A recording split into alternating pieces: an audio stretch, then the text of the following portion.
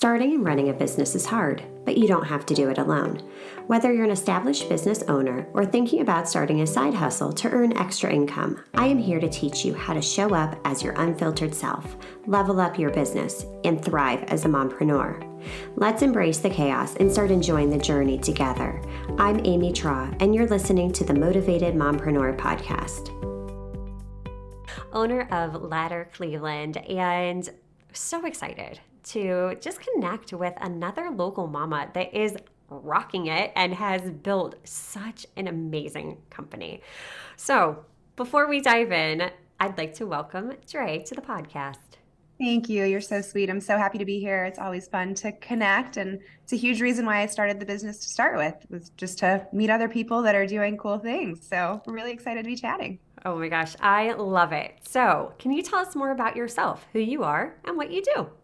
Yeah, for sure. So I, as you mentioned, am the founder of Ladder, and Ladder is a sustainable clothing boutique focused on independent designers. So we're really paying a lot of attention to the fabrications that are made. You know, we use a lot of natural fibers in the store. If it's synthetic, it's recycled, which is fun. And I never worked in retail before I opened the store. So it's really been quite an uphill journey for me, and just learning the whole business and how to buy and how to manage a retail team. You know, offline, we were talking about previously, I had worked for myself, but it was as a solo kind of entrepreneur / freelancer. And so I had clients, but it was kind of, you know, there's not any overhead. You don't have a physical location. It's a totally different ballgame for me now. So we could definitely get into that, but that's what I'm up to at the moment. Oh my gosh, I love it. So what made you decide to make that shift from being more of the freelancer solopreneur to retail? Because that is a huge beast in and of itself, like you said, with, you know, your overhead, your space. I mean, just the dealings with all of it. What made you make that switch? It was kind of like kismet in a couple of different ways. So I had my son, and he was about a year and a half old. And during that time, from having him to when he was that age, I had really kind of taken a step back. I was still working and writing and doing things from home, but it was way lower than any other time in my career. And I really wanted to carve out that space to be with him. So he was kind of getting to the age where I was getting a little antsy. What's going to come next? How am I going to build up to what I want to do moving forward? And I had a friend who moved back from New York during the pandemic who had worked in retail and approached me.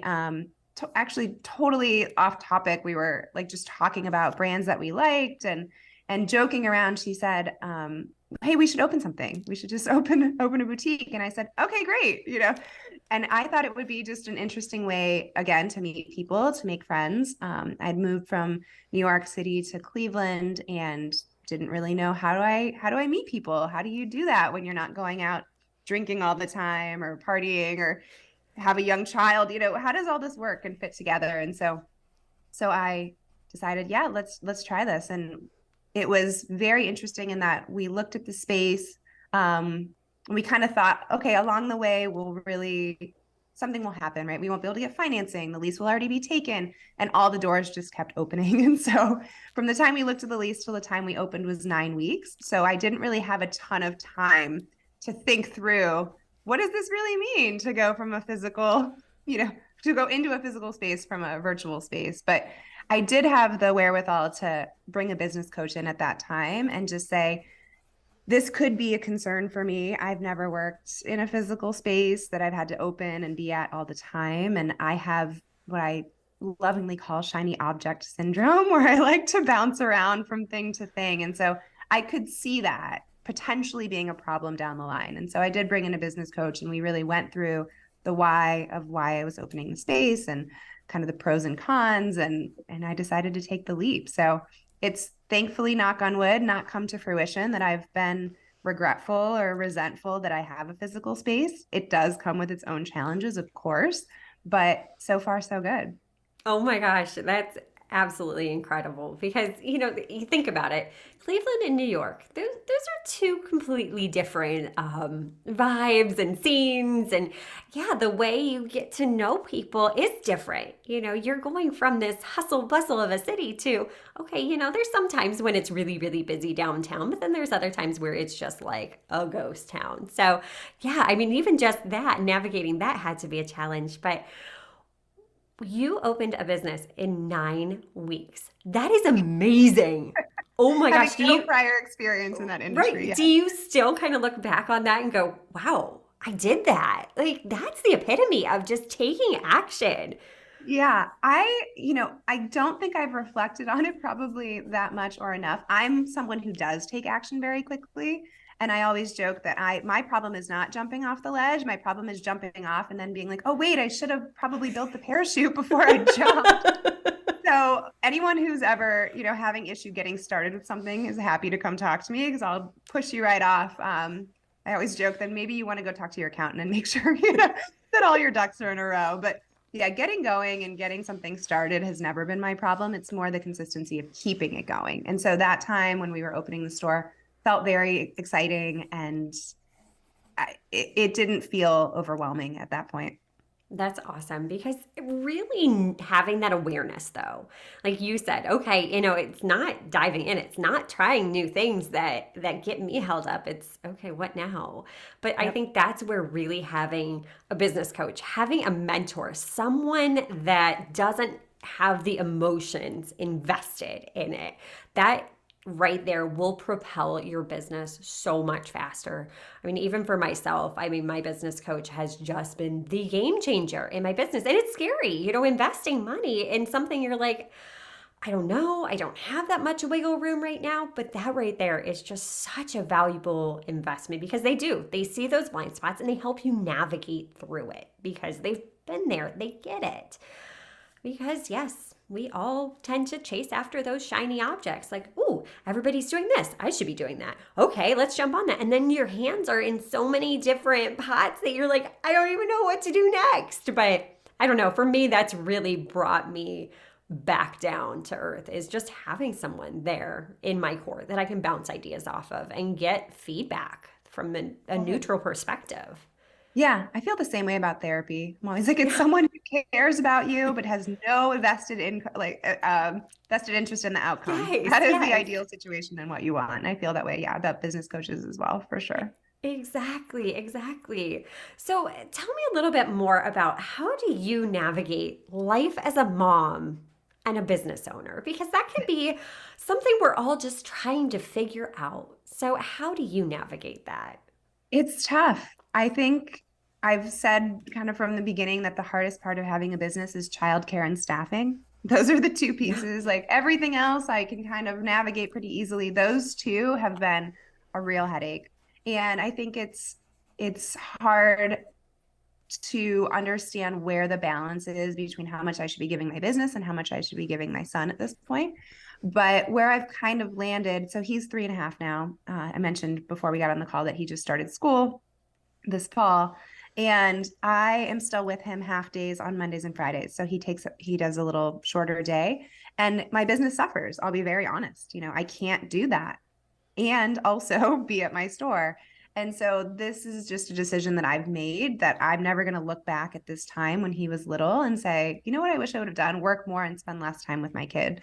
So I think I was just talking to a girlfriend about this the other night. We can do it all, but not all at the same time. And so that's something that I try to keep in mind is just the prioritization of when things are coming down my plate. And sometimes my business does take priority, right? Like I was working this past weekend and he really wanted me to stay and go to the wherever they were going.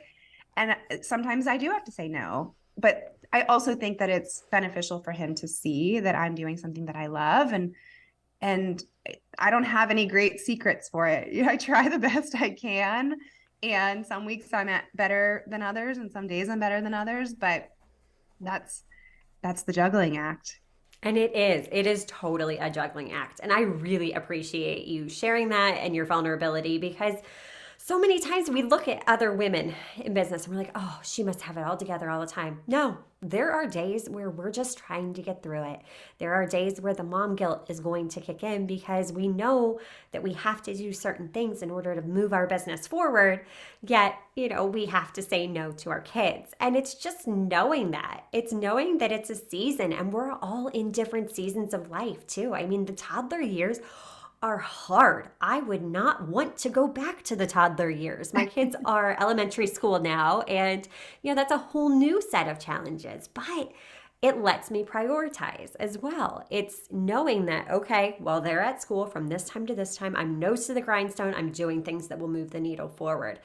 But there's other times when it's like, no, I am choosing to be present when I know there's other things I need to do. So it's just really, like you said, just knowing that, yeah, we can do it all, just not all at one time. That right there, when you can really accept that, that's a game changer. And it really does start to alleviate some of the mom guilt. And just knowing that, look at what you're showing your son is possible. I mean, isn't that the most rewarding thing? Like, he Absolutely. sees mom like building this, and it does. It gives us more freedom and flexibility in running our businesses for ourselves, having that flexibility that, okay, you know what? This isn't going to look like a traditional 9 to 5 job. And I'm okay Yep. with that. I'm Mhm. okay with knowing that there's going to be some weekends that I have to work because a kid got sick during the week, or it's life. It happens. I think the other thing that maybe doesn't get talked about as much on some of the conversations that I have with other moms and women is like the role of our partner. And I think that my partner he's so supportive in a way that I wouldn't be able to do my business without him. You know, if my son Yeah. gets sick, like he is able to leave his job and come home. And at the store specifically, we really only have one person staffed because it's relatively small and we don't really need more than one. So if someone's out, that's really falling on me for the most part. And he has been very supportive and great in that process. And I think that that's something that, sometimes those partners in our lives don't get those little kudos, but it would be nearly impossible to do without him. Yeah, absolutely. And being willing to ask for help and then accept the help too. Because I know for me, there are times when I'm just overwhelmed and I don't know where to start. So it's like, just being able to delegate something to my husband, it's like a game changer. Even if it's something as simple as, hey, can you throw a load of clothes in the wash? Can you empty the dishwasher and put the dishes in? Just those little things that add up. Or even like there's simple back end tasks. When I was first starting out in my business, I was like, hey, can you do this for me? Can you do that for me? And most of the time, if you ask, they're willing to step up and support you. I mean, even Definitely. if you don't have a partner in your life, ask a girlfriend to come in. Hey, can you watch my kids for like 2 hours? Like, I just Hmm. really need to get X, Y, and Z done. And, then next week I can watch them for an hour. Just be willing to accept help, be willing to ask for help because you're not alone and you cannot be running a business completely by yourself without having a community of other people there to lift you up and help you through those hard times. Absolutely. I have a pipe dream of living on a commune where everyone just takes care of everyone else's kids.